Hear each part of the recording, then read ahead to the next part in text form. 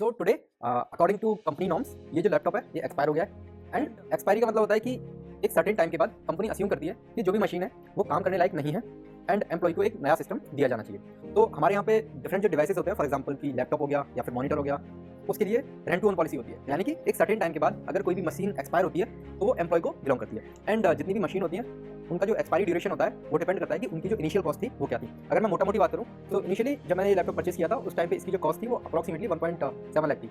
तो उस केस में क्या है, इसका जो एक्सपायरी टाइम था वो अप्रॉक्सीमेटली 38 मंथ्स था, यानी 38 महीने के बाद ये लैपटॉप मेरे को बिलोंग करने लगेगा।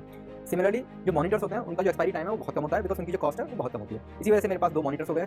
एंड तो इस तरह से जब भी आप कंपनी छोड़ के जाओगे तो आपको जो भी असेट मिले हुए हैं कंपनी की तरफ से, लैपटॉप मॉनिटर, वो वापस नहीं करने हैं। इंस्टेड ऑफ दैट उनका जो भी रिमेनिंग अमाउंट है वो आप पे कर सकते हो एंड इस सिस्टम को ओन कर सकते हो। तो इस केस में इसका जो अमाउंट है वो 0 हो गया है कंपनी के अकॉर्डिंग, एंड आज से मैं इसको ओन करता हूँ एंड कंपनी मेरे को एक नया लैपटॉप ऑर्डर कर देगी। And currently I am really confused about whether to go for M3 16 inch और 14 इंच।